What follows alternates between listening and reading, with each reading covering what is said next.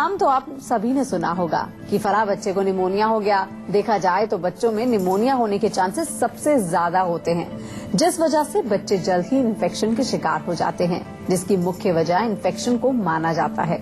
आज संजीवनी में हम बात करने जा रहे हैं निमोनिया की। तो डॉक्टर चौहान से जानेंगे कि क्या है निमोनिया, क्यों होता है निमोनिया और क्या है इसका आयुर्वेदिक इलाज। साथ ही संजीवनी टिप्स में जानेंगे क्या है मसालों का कमाल। लेकिन सबसे पहले जान लेते हैं क्यों होता है निमोनिया।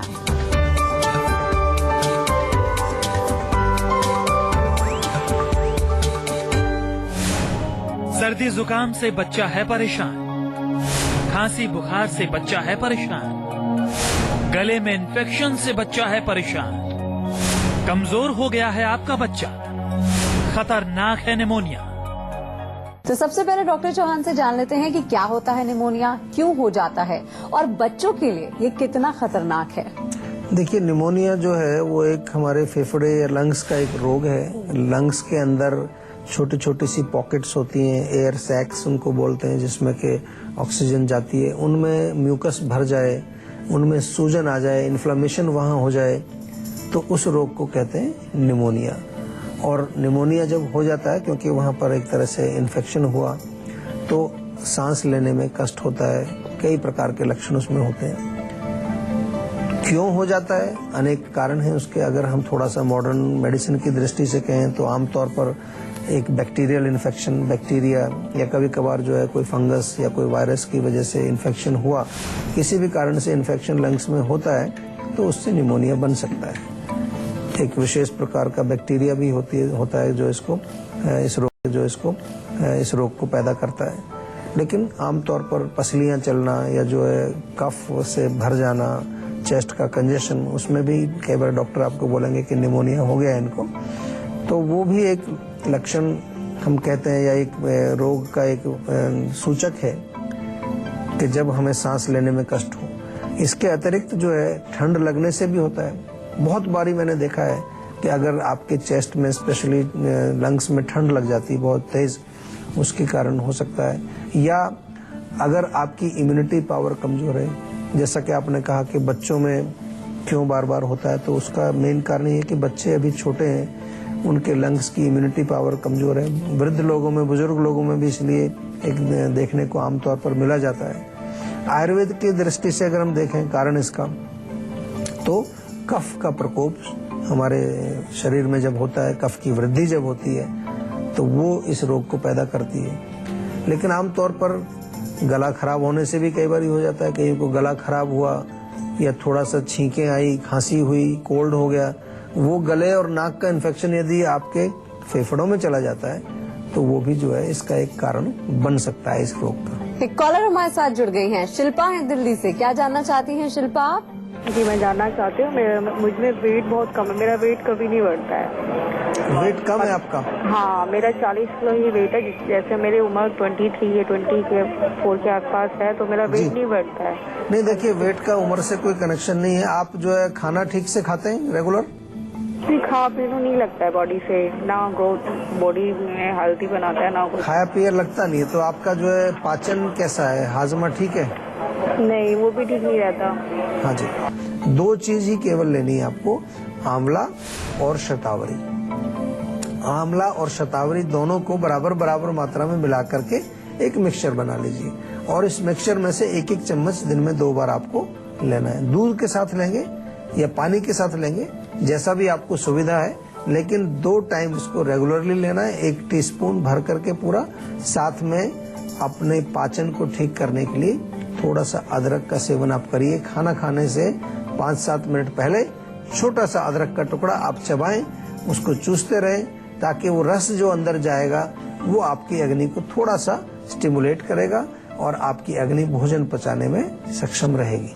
तो अब डॉक्टर साहब से जान लेते हैं कि कैसे पहचाना जाएगा निमोनिया, साथ ही आखिर वो कौन कौन से लक्षण हैं जिनमें निमोनिया को समय रहते पहचाना जा सकता है। मेन लक्षण इसमें खांसी बहुत तेज आती है, खांसी में बलगम आएगी, कई बार जो है पीली बलगम आएगी, कभी कभार जो है थोड़ा कई अलग टाइप की बलगम, कुछ हरे रंग मिला हुआ उसमें, कभी कभार बहुत ज्यादा म्यूकस जो है पस टाइप का उसके अंदर आता है। खांसी एक मुख्य इसमें लक्षण है।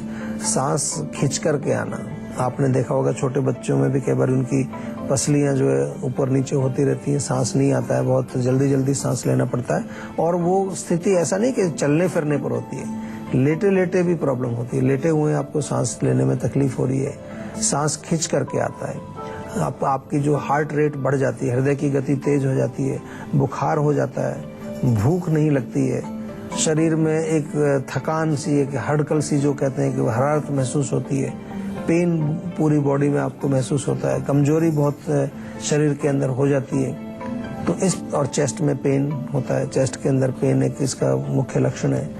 तो इस प्रकार के लक्षण इसके अगर कहीं नजर आते हैं तो थोड़ा चेकअप वगैरह कराना चाहिए, थोड़ा सीरियसली इसको लेना चाहिए। ऐसा नहीं है कि बस आप सोचें बस हल्का फुल्का कुछ कंजेशन हो गया है या खांसी हो गई तो आप सीरियसली नहीं लेते हैं उसको। सीरियसली जरूर लेना चाहिए, क्योंकि समय रहते उसका अगर उपचार हम सही रूप से करें तो लंग्स हमारे उतने कमजोर नहीं होते हैं, नहीं तो लंग्स के ऊपर इसका इफेक्ट पड़ता है, लंग्स हमारे कमजोर हो जाते हैं और आगे चल करके और हमें अन्य कई कॉम्प्लिकेशंस, अस्थमा टाइप की प्रॉब्लम्स आपको आगे चल के हो सकती है। निमोनिया ज्यादातर बच्चों में ही देखने को मिलता है, ऐसे में डॉक्टर साहब किस उम्र के बच्चों में ज्यादा अलर्ट रहने की जरूरत है? ज्यादा जो एक तो न्यूली बॉर्न बच्चे होते हैं 2-3 साल तक की उम्र में बहुत ज्यादा तकलीफ देता है, क्योंकि बच्चे बहुत कमजोर हैं और आमतौर पर जो पेरेंट्स हैं वो भी ध्यान नहीं देते हैं। पंखा चल रहा है, हमें ठंड नहीं लग रही है, हमारी इम्यूनिटी स्ट्रांग है, छोटा बच्चा है उसको ठंड लग रही है, या कभी ठंडे पानी से नहला दिया या कभी ठंडी चीज उसको कोई खिला दी। जो ब्रेस्ट फीडिंग जब चल रही है, बच्चे जो दूध पीते हैं माता का, तब मदर से भी ठंड लग जाती है। मदर को अगर कोल्ड हो गया, उसको खांसी हो रखी है, वो ज्यादा ठंडी चीजों का सेवन कर रही है, उससे भी बच्चों को हो सकता है। और मैक्सिमम अगर एज की बात आपने जैसे पूछी तो मैं कहूंगा कि 5 साल तक थोड़ा केयरफुल रहना चाहिए। 5 साल तक बच्चे थोड़े नाजुक होते हैं, कमजोर होते हैं, और विशेष तौर पर जो 2 या 2.5 साल से छोटे उम्र के बच्चे, उनको तो विशेष प्रोटेक्शन, विशेष ध्यान रखना चाहिए। नहीं तो बार बार आप उनको जो है फिर दवाइयां खिलाते हैं, एंटीबायोटिक जो है सीधे भागते हैं लोग एकदम से। एंटीबायोटिक बड़ी स्ट्रांग, छोटी सी नन्ही सी जान, उसको इतनी स्ट्रांग दवाइयां खिला देते हैं लोग। मैं तो आपको कहता हूं कि अगर ऐसी कोई स्थिति आ भी जाती है, आपको लगे कि छोटे इनिशियल लक्षण है, ताज़ा अदरक का रस निकालिए, थोड़ा सा शहद मिलाइए और उसको ड्रॉपर से उसके मुंह में डालिए, बहुत अच्छा काम करता है। मैंने इतने लोगों को ये बताया है, इतने लोगों को मैं बताता भी हूँ और लोग कहते हैं जी बहुत अच्छा काम करता है। जरूरी नहीं एकदम से भागें, क्योंकि बच्चा बड़ा नाजुक है, अभी उसकी ऐसी शक्ति कमजोर है, और उसको स्ट्रांग दवाइयां दें तो फिर बड़ा मुश्किल हो जाता है। इमरजेंसी ठीक है, इमरजेंसी में आप दे सकते हैं, लेकिन कोशिश करो थोड़ा सा नेचुरल चीजों से ही बच्चों की इम्यूनिटी बढ़ाने की कोशिश आपको करनी चाहिए और उनके रोगों को दूर करने का प्रयास करना चाहिए। एक कॉलर हमारे साथ जुड़ गए हैं, प्रदीप हैं फरीदाबाद से। क्या जानना चाहते हैं प्रदीप जी आप? मैं ही जानना चाहता हूँ, मेरे सर पे मैम बाल कुछ ज्यादा कम हो रहे हैं। अच्छा जी जी, तो सर आप बताएंगे मुझे क्या करना चाहिए उसके लिए? तो बाल मतलब ऐसे बीच बीच में से गिर रहे हैं या कोई वहाँ से नहीं, पूरा पैच बन गया? साइड, आगे से, साइड से। अच्छा, पैच तो नहीं बना, बीच बीच में चकत्ते जैसे हो जाते हैं? नहीं नहीं, ऐसा कुछ नहीं है जी। अच्छा, आगे की तरफ से बाल आपके जा रहे हैं? हाँ जी, हाँ जी। देखिए, इसमें बहुत कुछ कर सकते हैं। अगर आपको करना है तो एक काम करिए कि एक तो अच्छी तरह से तेल की मालिश करिए पूरे स्काल्प में, और तेल में थोड़ा सा काली मिर्च का पाउडर मिला लीजिए आप, और काली मिर्च का पाउडर बना के पेस्ट बना लीजिए थोड़ा सा, और जहां जहां पर बाल आपके नहीं हैं वहां उसको थोड़ा सा जेंटल मसाज करना है। हल्का सा जलन भी होगी, थोड़ी तकलीफ होगी, लेकिन थोड़ा सा वो स्टिमुलेट करता है, हमारे हेयर फॉलिकल्स को स्टिमुलेट करता है। अगर आपकी उम्र अभी बहुत ज्यादा नहीं है, यानी कि 30 से ऊपर अगर आप नहीं हुए, तो कोशिश करने की आपको कोशिश करनी चाहिए इस तरह से, और उससे कुछ आपको लाभ मिल सकता है। इंटरनल खाने के लिए बहुत जरूरी है कि आप काले तिल और आंवला दोनों को बराबर बराबर मात्रा में कूट करके चूर्ण बनाइए, और इस चूर्ण में से 1-1 चम्मच सुबह शाम दूध के साथ आप सेवन करिए। इस प्रकार से आपके बालों की वृद्धि भी होगी, और जहाँ कहीं से बाल अभी कम हो रहे हैं वहां पर बाल आ सकते हैं, यदि अभी आप 25 साल से कम हैं। अगर ज्यादा उम्र है, 30 से ऊपर आप हो गए, फिर थोड़ा मुश्किल होता है। फिर मैं आपको यही कह सकता हूँ कि आगे और ना गिरे, उसके लिए प्रयास करें। और अब बारी है आज की संजीवनी की, जिसमें डॉक्टर साहब से जानेंगे निमोनिया को लेकर आयुर्वेद में कौन कौन से नुस्खे हैं। तो डॉक्टर साहब, क्या है आज की संजीवनी? बहुत अच्छे नुस्खे हैं, आपके किचन में बहुत सारी चीजें मिलती हैं। 1 चम्मच मेथी ले लीजिए, 1 चम्मच सौंठ का चूर्ण ले लीजिए, 5-6 काली मिर्च, इनको सबको कूट करके थोड़ा सा 1 गिलास पानी में अच्छी तरह से उबाल लीजिए और इस उबले हुए पानी को थोड़ा थोड़ा करके पिलाते रहिए। छोटे बच्चे हैं, उनको भी आधा चम्मच 1-1 चम्मच ये पानी आप पिलाते रहेंगे, उससे बहुत लाभ मिलेगा। इसके अतिरिक्त एक बहुत बढ़िया नुस्खा है जो मैं हमेशा बताता हूँ, बहुत लोगों को मैंने बताया, इसका बड़ा इफेक्ट होता है। उसमें आपने 5 चीजें लेनी है: सौंठ, काली मिर्च, पिपली, इलायची और दालचीनी। 5 चीजों को बराबर बराबर चूर्ण रूप में ले लीजिए। मान लो 10-10 ग्राम अगर 5 ली तो इसमें 50 ग्राम यानी कि जितना सबका टोटल है उतना ही मिश्री का पाउडर या कच्ची खांड हो तो वो मिला लीजिए आप। अगर ये चीजें नहीं मिलती तो चीनी भी मिला सकते हैं उसमें पीस करके, या ऐसे भी मिला सकते हैं। ये जो मिक्सचर बनता है इसमें से छोटे बच्चे हो तो 1/4 चम्मच, थोड़े 5 साल से 10 साल के बीच में तो आधी चम्मच तक दे सकते हैं, और 10 साल से बड़े बच्चे हैं तो 1 चम्मच तक दिन में 2 बार शहद में मिला के उनको चटाइए, बहुत फर्क पड़ेगा। तुलसी के पत्ते, काली मिर्च, लौंग पानी में उबाल करके थोड़ा सा उसमें शहद मिला करके ये भी दे सकते हैं। और बहुत इम्पोर्टेंट है कि उनके चेस्ट के ऊपर कोई तेल की मालिश की जाए, जैसे यूकलिप्टस का तेल है, या तेल में, सरसों के तेल में थोड़ा लहसुन पका करके उससे गरम रखना है थोड़ा सा उनको। गरम तेल कोई भी हो, गरम तेल से मालिश करेंगे उससे भी लाभ मिलेगा। और दूध में थोड़ा लहसुन पका करके थोड़ी सी हल्दी मिला करके वो भी थोड़ा थोड़ा पिलाया जा सकता है। बहुत सारे मैंने आपको नुस्खे बताए, प्रयोग करके देखिए, बहुत कारगर है, अच्छा आपको फायदा मिलेगा। और आप जो है ये भी सोचेंगे कि कितने सालों से बिना मतलब में आप जो है एंटीबायोटिक और क्या क्या उनको बच्चों को खिला रहे थे, उससे आपको नेचुरल चीजों से जो आपके किचन में मौजूद हैं उनसे आप बच्चों को ठीक रख सकते हैं, स्वस्थ रख सकते हैं। और प्रिवेंशन के लिए च्यवनप्राश मंगा लीजिए जीवा से, और च्यवनप्राश बच्चों को चटाना शुरू करिए, उनको खिलाना शुरू करो। अभी से उनका टेस्ट डेवलप हो जाएगा, जिंदगी भर खाएंगे, बहुत अच्छा रहेगा। अगर आपको निमोनिया है और आप इससे परेशान हैं, ऐसे में आपको किन किन चीजों का परहेज करना चाहिए, डॉक्टर साहब से जानते हैं। और निमोनिया में डॉक्टर साहब क्या कोई साइड इफेक्ट भी होता है? देखिए, परहेज तो ठंडी चीजों का करना है, कोई भी आइसक्रीम, ठंडा पानी, कोल्ड ड्रिंक ये नहीं पीनी है। म्यूकस फॉर्मिंग चीजें, मिठाइयाँ हैं, मिल्क प्रोडक्ट्स हैं, तली चीजें बिल्कुल नहीं खानी है। तो परहेज तो उसमें वही है कि जो लंग्स में और ज्यादा म्यूकस ना बने। और जहां तक साइड इफेक्ट की बात कहें या कॉम्प्लिकेशंस की बात कहें, यस ऑफ कोर्स, अगर निमोनिया को सही टाइम पर हम ट्रीट नहीं करते हैं तो लंग्स में और सीरियस कॉम्प्लिकेशंस हो सकते हैं।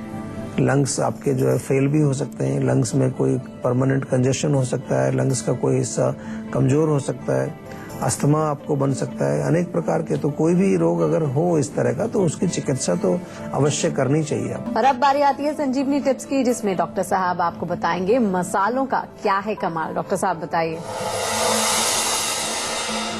देखिए, बड़ा अच्छा आपने प्रश्न पूछा है। मसाले आमतौर पर लोग सोचते हैं तड़का वगैरह लगाएं, थोड़ा ग्रेवी बनाएं तो टेस्ट उसमें आ जाएगा भोजन में। टेस्ट तो आएगा, लेकिन मसालों में बहुत सारे औषधीय गुण भी हैं। सबसे बढ़िया जो उनमें क्वालिटी है मसालों के अंदर, वो है कि हम आयुर्वेद की भाषा में कहें तो दीपन और पाचन, यानी कि हमारी जठराग्नि को, हमारी डाइजेस्टिव फायर को वो तेज करते हैं, उसको स्ट्रांग बनाते हैं और भोजन को पचाने में सहायता करते हैं। जो भी आपने खाना खाया वो आसानी से पच जाए, इसलिए हम मसाले का प्रयोग करते हैं। औषधीय गुण हैं बहुत सारे मसालों को, आप एज मेडिसिन, आपने देखा होगा अपने शो में कितनी बार हम मसालों का नुस्खे आपको बताते हैं। जैसे कि यदि आपको खांसी हो, कंजेशन हो, गला खराब हो, कोल्ड हो, तो सौंठ और काली मिर्च बराबर बराबर मात्रा में आप मिला करके चूर्ण दोनों का, उसमें से आधा आधा चम्मच शहद में मिला के खाएं, बहुत फर्क पड़ेगा। यदि आपको जो है पेट में आंव बनता है, मरोड़ होती है, बार बार आपको मोशन जाना पड़ता है, तो जीरा, धनिया और सौंफ तीनों को बराबर बराबर मात्रा में आप पीस करके चूर्ण बनाएं। ये चूर्ण 1-1 चम्मच भोजन के पश्चात खाएं, उससे आपको लाभ मिलेगा। यदि भूख नहीं लगती है, आपको भूख कम लगती है, आपकी अग्नि मंद है, अदरक ताजी ले लीजिए थोड़ी सी, उसको खाना खाने से पहले चूस लीजिए, चबा के खाइए, भूख अच्छी लगेगी। पेट में दर्द हो रहा है, बहुत ज्यादा गैस बन रही है, अफारा बन रहा है, 1 चम्मच अजवाइन ले लीजिए, 1 कप पानी में थोड़ा अच्छी तरह से उबाल लीजिए। आधा कप जब बच जाए उसमें थोड़ा सा हींग और थोड़ा काला नमक डाल करके आप पी जाएं। चाहे तो थोड़ा नींबू भी निचोड़ सकते हैं। आपके पेट का जो गैस है, अफारा है, वो तुरंत उसमें रिलीफ मिलेगा आपको। तो कितने सारे प्रयोग हैं मसालों के, उनको जो है केवल आप ये ना समझें कि वो केवल टेस्ट के लिए हम मसाले डालते हैं। बहुत सारे औषधीय गुण हैं। हल्दी में तो कितना अभी एक्सपेरिमेंट हुआ है, कितनी रिसर्च हो चुकी है हल्दी के ऊपर। यहाँ तक कि अब ये भी बताया जा रहा है कि हल्दी जो है कैंसर के लिए भी बहुत अच्छी है, एंटी कैंसर है, कैंसर को ठीक करती है। तो हमारे यहाँ जो प्रयोग होता है मसालों का पुराने समय से, वो केवल टेस्ट के लिए नहीं है। हमारे यहाँ पहले से मालूम था कि इनमें बहुत सारी क्वालिटीज हैं, बहुत सारे औषधीय गुण हैं, इसलिए हम उनका प्रयोग करते हैं।